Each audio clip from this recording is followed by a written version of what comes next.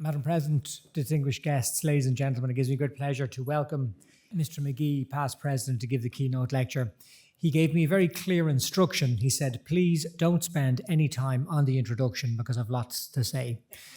I'm very happy to comply with that wish because I think it is a very eloquent description of what Mr. Magee is going to talk about.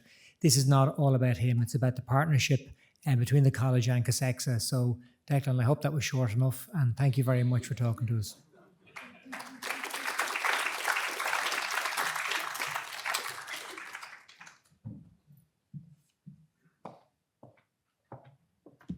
Thank you very much, Keith. That's exactly what I wanted you to do. So, good afternoon, everyone. This is an abridged version of a lecture which I was invited to give at the American College of Surgeons in October. The two colleges of my talk are, of course, the College of Surgeons of East, Central and Southern Africa and the Royal College of Surgeons in Ireland. My talk will be largely narrative, but hopefully, like Charles Dickens' A Tale of Two Cities, containing some impactful take-home messages. So first of all, a brief description of both colleges.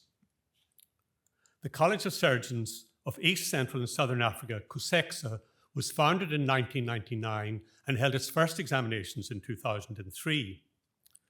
For most of the 20th century, surgical services in the vast region of Eastern Sub-Saharan Africa were delivered by a small group of committed and talented surgeons, many of them having trained under the auspices of the Royal Colleges of Surgeons of Britain and Ireland.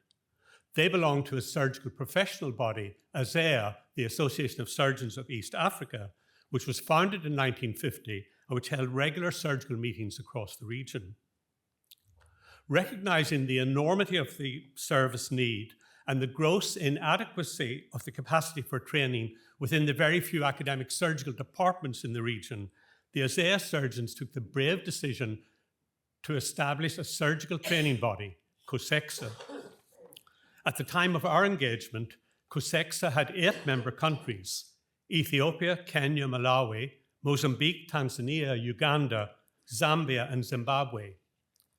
The abridged tenets underpinning the aspirations of the new college were that it would utilize training facilities and personnel across the region, including the provinces and districts, train in the region for the region, and by geographic necessity, be a college without walls. This college has a somewhat longer pedigree, having been established in 1784 by royal charter from King George III of England. I reminded my American audience that he was not the most popular British monarch on their side of the Atlantic. Only 8 years previously, the American Declaration of Independence had cited 27 grievances against him, including he has abdicated government here, he has plundered our seas, ravaged our coasts, burnt our towns, and destroyed the lives of our people. Quite a succinct summary of the sins of colonialism endured by very many lower-income countries. Notwithstanding all of that, we are grateful to him for our Royal Charter, which we are celebrating as usual this weekend. In the interest of time, I won't describe RCSI further to this audience. So how did these two institutions come together and collaborate closely for what is now 17 years and still going strong? Well, the answer is serendipity and a friendship forged during surgical training in Ireland. Professor Krikor Erzingatsian, who died tragically in 2022, was a remarkable man with a remarkable story. Krikor was born in Ethiopia to Armenian parents who, as young children themselves, had fled a horrific genocide in the Ottoman Empire in the early years of the First World War. Unusually, at age 15, he was sent to boarding school in Lindisfarne, North Wales, which indirectly led to him studying medicine and commencing his surgical career and training in RCSI, later becoming a fellow of the college and an honorary fellow after that. During the formative years of his surgical training in Dublin and Edinburgh, his family's safety, livelihood, and well-being were disrupted by Mengistu's bloody communist upheaval, and those that could fled Ethiopia. Krikor ultimately relocated to a lifelong vocation and career in surgery in Lusaka, Zambia, where he went on to play a pivotal role in the advancement of medical and surgical training in his adopted country and across sub-Saharan Africa. Professor Jerry O'Sullivan one of his Dublin surgical colleagues and friends, who has also sadly passed away, meanwhile pursued a highly successful training and career pathway in academic surgery in North America and Ireland, before becoming Professor of Surgery in his native Cork. Professor Ersangatsian was elected President of the fledgling COSECSA in 2005, and on learning of his old friend's election as President of RCSI at the same time, invited him to attend COSECSA's annual general meeting in 2006.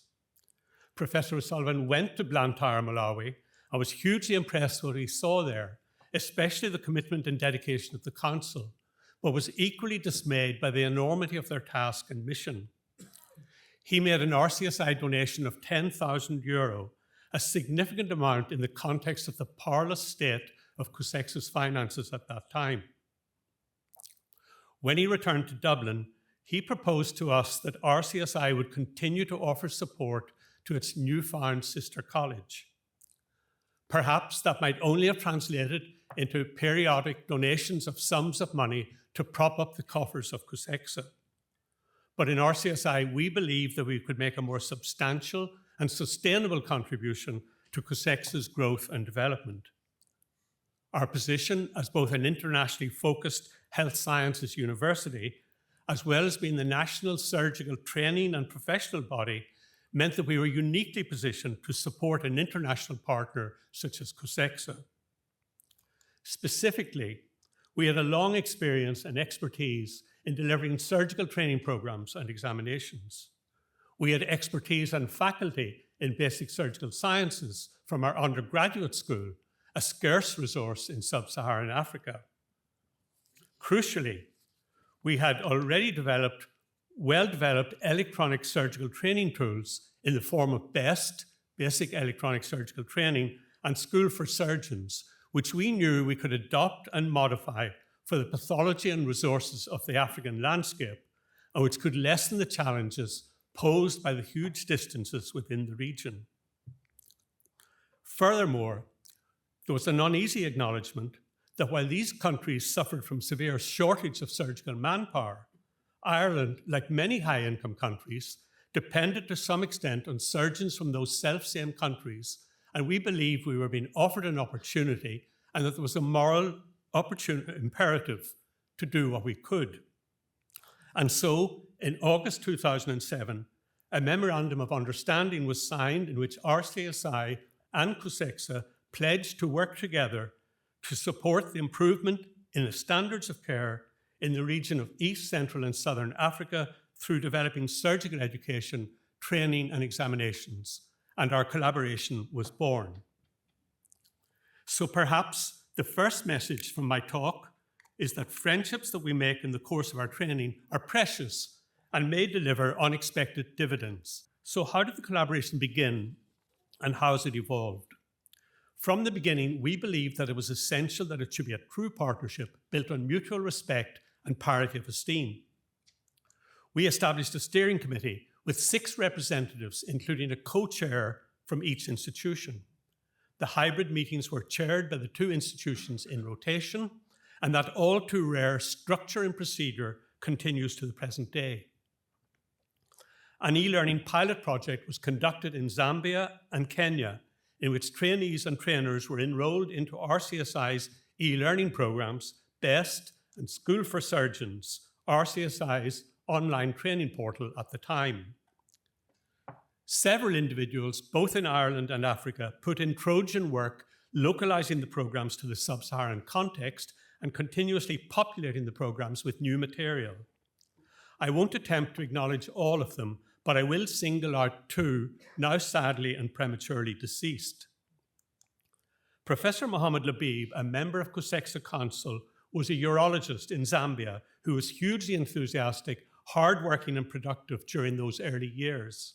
He subsequently relocated to a new position in Namibia, where he was instrumental in advancing the admission of Namibia as a member country.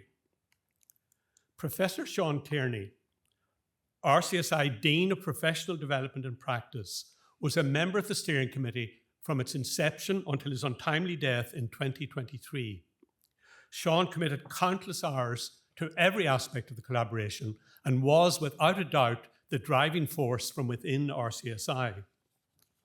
A highly accomplished and honoured vascular surgeon and medical educator, it is noteworthy that at his funeral, his brother said that Sean's involvement with COSECSA was the professional activity of which he was most proud. Also during that exploratory period, RCSI provided administrative and organisational support for the forthcoming annual examinations in Mozambique. These preliminary experiences provided a proof of concept which formed the basis of our initial submission to Irish Aid. In our submission, we proposed to extend our educational support across the 8 countries and to support the administrative and pedagogical quality of its examinations. Our reputation and credibility within Ireland ensured that we were successful in our application. One of the principal tasks in that initial period was the provision and delivery of the e-learning supports to the trainees. At that time, this necessitated the setting up of IT labs in the many hospital training sites across the region, a service no longer required thanks to the subsequent ubiquity of mobile networks, the African continent having largely leapfrogged several stages of interim technology. RCSI also delivered basic sciences training and supported the development of COSECSA trainers and examiners via faculty and trainer exchanges. Programs in leadership were delivered via our Institute of Healthcare Leadership. In the early days, COSECSA had only one part-time administrator, and so our very many administrative departments were recruited to lend the support necessary for COSECSA's growth. Over the years, this has come to include departments as diverse as finance, exams, IT, travel, communications, quality enhancement, media services, and more, so the collaboration is seen as a whole college engagement. There is no doubt that the personnel involved gained unique experiences and personal and professional satisfaction from these interactions. The message here being one that you all know: in a supportive collaboration, there is never only one recipient of benefit. It would be misleading to claim that these early stages of our collaboration proceeded without any challenges. Both colleges recognized the enormity of the task, and while RCSI did have resources, expertise, and experience, it had no institutional experience of a collaboration such as this. And whereas COSECSA had been in receipt of relatively modest support from a number of sources, it had no experience of engaging with another institution in a long-term alliance to forge a shared pathway to a greater future. We in RCSI were always conscious of the need to secure continued support and funding from Irish Aid, and knew that they, like funding sources elsewhere, favoured an agenda heavy on task shifting and gender equality. COSECSA, whilst not blind to the merits of these objectives, were focused on their own priorities and believed that COSECSA could not realistically address other issues like these until they had more colleagues on the ground. Not surprisingly, this dichotomy sometimes led to rather fractious discussions in the early days, and perhaps this is a lead-in to my next take-home message. Francis Omazwa, a Ugandan cardiac surgeon and RCSI Honorary Fellow, and coincidentally COSECSA's first president, went on to fulfill several impactful roles in public health, both nationally in Uganda and internationally within the World Health Organization. He has written extensively on strengthening health systems in low-income countries, and one of his premises is that Africa's colonial history has impeded the emergence of functioning systems across society. He describes how relationships between donors and African countries have helped improve health, while on the other hand, slow down the development of local systems and national capacity. Africans have been the junior partners in so-called partnerships, and in exchange for receiving advice and money, have had to implement solutions that they knew wouldn't work. His words remind me of the old adage, if you think you know the answer, you haven't understood the problem. So my next message is that despite best intentions, it's very easy to slip into a colonial mindset. Don't. And so the collaboration remained focused on strengthening the training programs, refining the examination structures, and enhancing the college's administrative capabilities. Meanwhile, separately from the collaboration, our Professor Rory Brewer recognised that task shifting was nonetheless a partial solution worth pursuing. Across the region, more so in some countries than others, surgery was already being performed by a variety of non-surgeon operators, but with quite variable outcomes. There was obvious potential in addressing quality improvement, and so RCSI applied for and was granted EU funding, ultimately leading to two substantial projects, Cost Africa and Surge Africa, whose publications confirmed the safety and efficacy of surgical task shifting and the need to upskill the entire surgical team. These early years coincided with an auspicious era of intense international focus on the huge surgical deficit in low and middle income countries.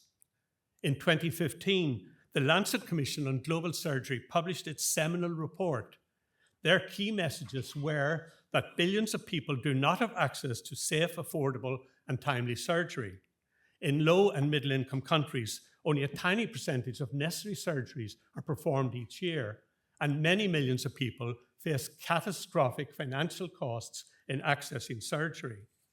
Crucially, investing in surgery is affordable, saves lives, and promotes economic growth.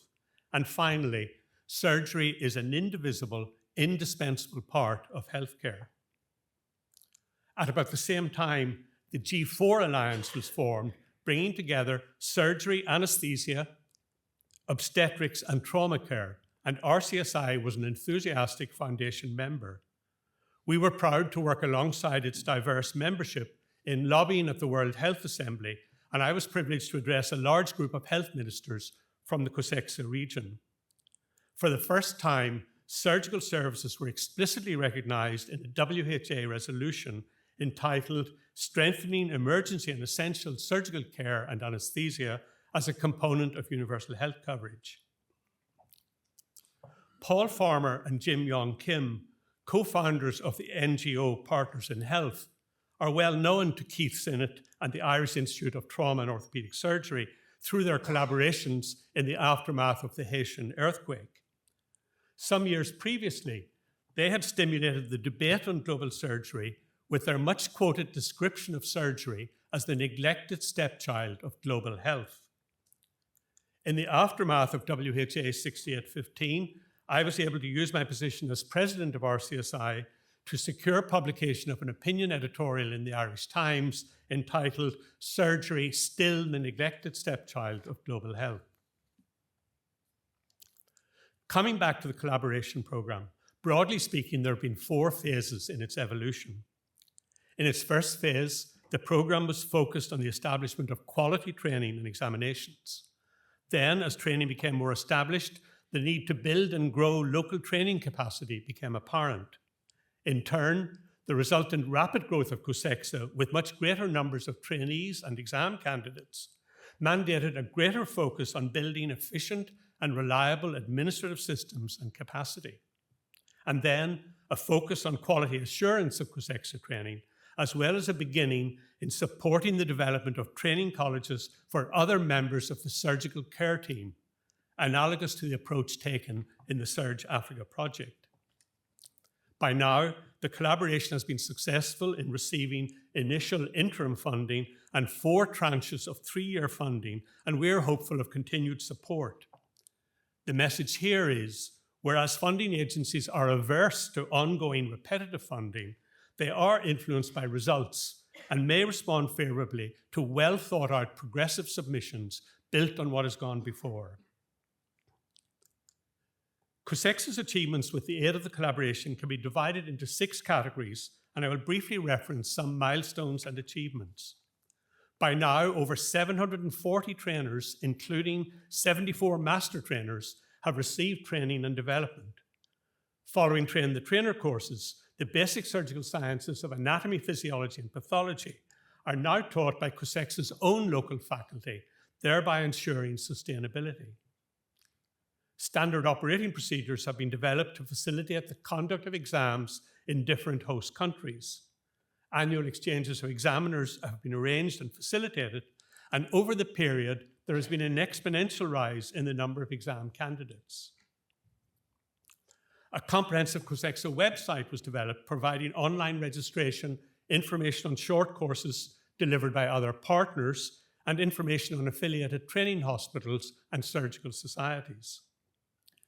With the help of the collaboration, COSECSA developed a greatly enhanced secretariat with a full-time CEO and supportive staff, and a comprehensive information management system with appropriate training. Development of quality online and print materials enabled the promotion of COSECSA and its mission. And very importantly, all of these resulted in substantially increased revenue, putting COSECSA well on the path to financial sustainability. There have been numerous publications relating to COSECSA's mission and achievements, and trainees complete an online research methodology course, and research funding and travel bursaries are available. COSECSA and the collaboration published a paper in 2016 on the specialist surgeon workforce in the region, describing the demographics, gender distribution, etc., and then produced an innovative interactive map providing detailed information on surgeons and specialties in the region, right down to individual units.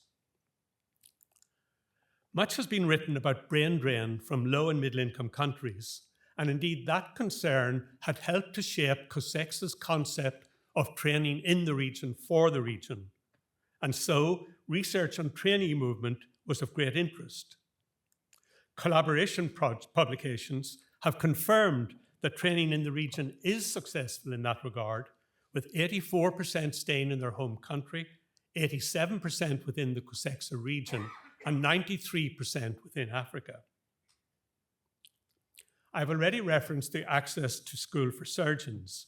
Since then, an entirely separate, bespoke training portal, schoolforsurgeons.net, has been developed for COSECSA. This now hosts more than 200 courses and varied resources relevant to each COSECSA training program. Content is developed by COSECSA surgeons and many other partners, including RCSI. The service is administered by COSECSA with high-level support from RCSI. A hugely successful bespoke COSECSA electronic logbook was developed by RCSI, built on two core principles, metrics and analytics. Over 500,000 procedures have been recorded and a number of papers have been published, providing invaluable information on surgery delivery in the region and identifying any training gaps in exposure to particular types of cases. In 2014, Faith Mujema, a young Zimbabwean COSECSA trainee, published a paper entitled Women in Surgery, Factors Deterring Women from Being Surgeons in Zimbabwe, which identified the core impediments, which interestingly mirrored those cited in publications from the global north. Buoyed by the response to her paper, Faith wanted it to have a meaningful impact. She quickly garnered support from several other impressive young African women surgeons, and in 2015, WISA, Women in Surgery Africa, was launched as a membership group which provides support to female surgeons, surgeons in training, and medical students across the now 14 COSECSA countries. Its first patron was Dr. Jane Fualal, now COSECSA's first woman president, and in the meantime, WISA has become a recognized subgroup of COSECSA, and the chair of WISA sits on COSECSA Council. A lot of progress over a very short period. The ongoing COSECSA partnership and the success of COST and Surge Africa prompted RCSI to explore the creation of a cohesive Institute of Global Surgery, which was duly established in 2021. The Iris O'Brien Chair of Global Surgery is Professor Juan Carlos Puyana, and he leads a team of surgeons, doctors, researchers, program managers, educationists, and communication specialists. Its vision is to work to improve access to high-quality, essential surgical care for underserved populations. The COSECSA collaboration is located within the Institute, and the Institute builds on the experience with COST and Surge Africa, working with national governments, implementing innovative models of surgical care which reach right to the heart of underserved populations. In all its projects, the Institute is guided by the principles of local empowerment, sustainability, and subsidiarity. You are all familiar with the hackneyed proverb, "Give a man a fish, feed him for a day. Teach him to fish, feed him for a lifetime." We subscribe to an additional sentiment, which is another of my messages: help build a fishing training college, ensure a self-sufficient, sustainable fishing industry. Already, the Institute is engaged in so many exciting projects, but I will have to leave it to someone else to elaborate on another occasion. So as I wrap up, where are we 17 years later? RCSI remains fully committed to the success of its sister college, COSECSA, and has now widened its brief and is focused on addressing the sustainable growth of surgical and allied services at all population levels, from rural healthcare centres to central hospitals. COSECSA is a mature, well-functioning surgical training college celebrating its silver jubilee, now with 14 member countries and 7 affiliated partner countries. It is the largest single contributor to the surgical workforce in the region, with over 1,100 enrolled trainees and 1,048 graduated surgeons across all specialties as of December 24. It has robust structures, a viable business model, and is recognised as the hub for all surgical interventions in the region. It is hugely respected by its international surgical colleagues and more generally the global health community, with a host of beneficial collaborations and partnerships. Paul Farmer, whom I mentioned earlier, was a lifelong champion of improving health services for neglected populations until his untimely death 2 years ago.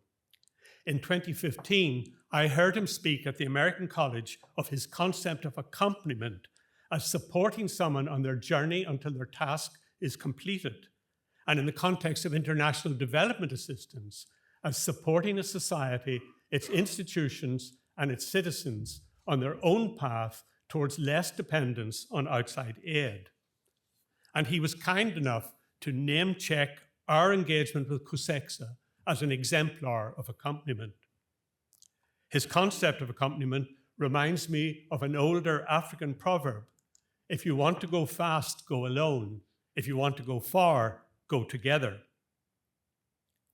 My invitation to deliver the San Francisco talk came from the International Society of Surgery and the then president of the American College, pediatric surgeon, Dr. Henri Ford, originally from Haiti.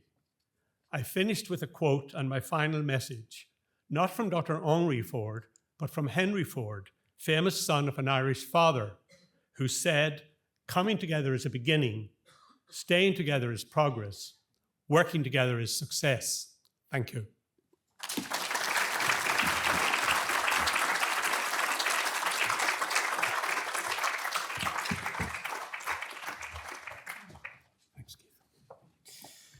Thanks very much, Declan. That's absolutely fantastic talk, huge messages, and I've been lucky enough to examine with COSECSA. Anybody who asks us the chance, we should be very thankful of our predecessors and people like Declan who forged this great partnership. It's something that the college should and I think is very proud of. So thanks very much. Thank you.